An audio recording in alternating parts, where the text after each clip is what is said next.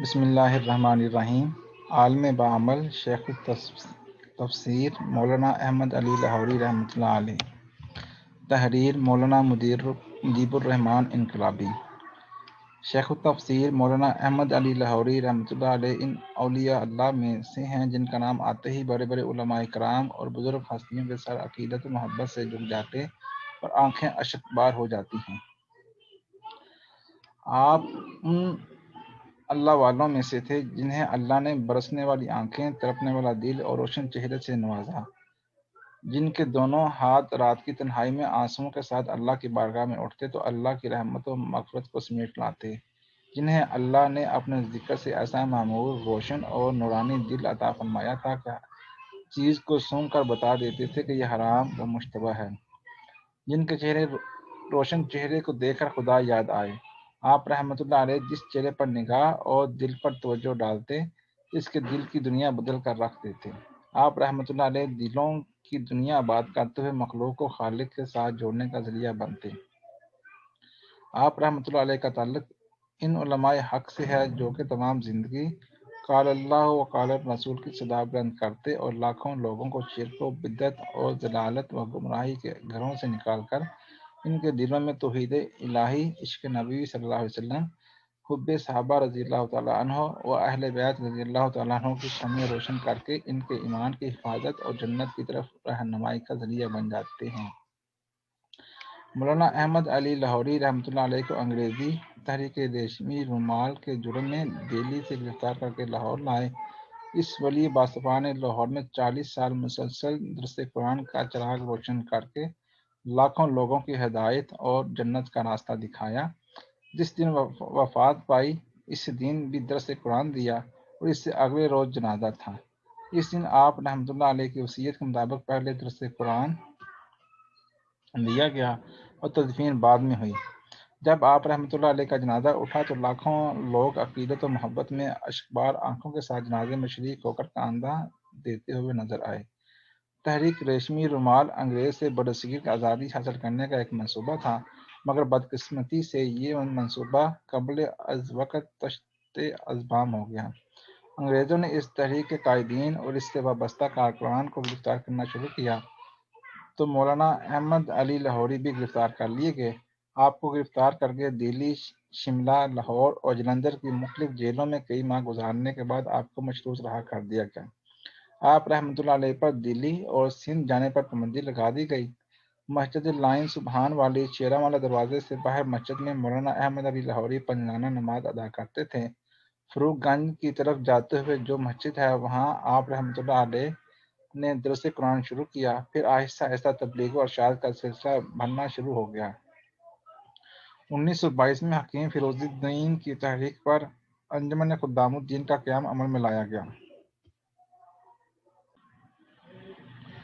قرآن اور سنت نبوی صلی اللہ علیہ وسلم کے اشاعت کو انجمن خدام الدین کا نصب العین قرار دیا گیا۔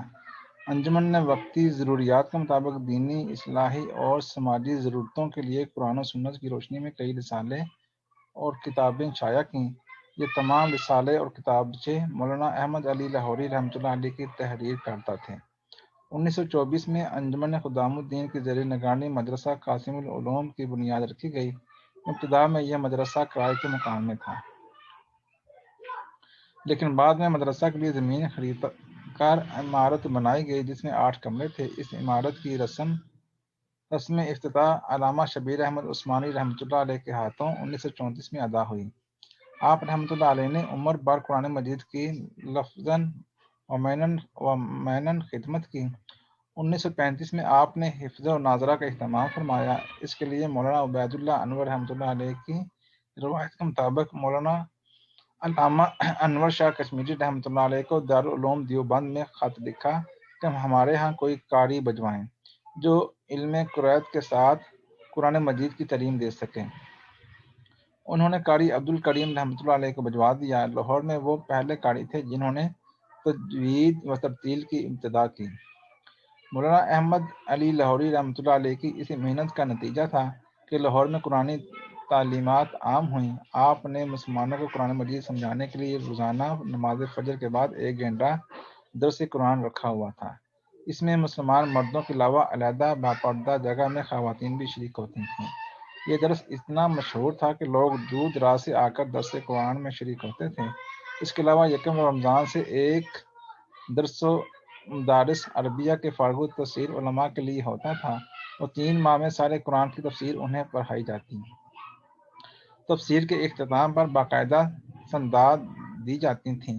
اس درس کی تکمیل کے بعد جو حضرات مزید تعلیم حاصل کرنے کے خواہش مند ہوتے انہیں 4 ماہ میں فلسفہ، شریعت اور حضرت شاہ ولی اللہ رحمۃ اللہ علیہ کی مشہور کتاب حجت البالغہ پڑھاتے تھے۔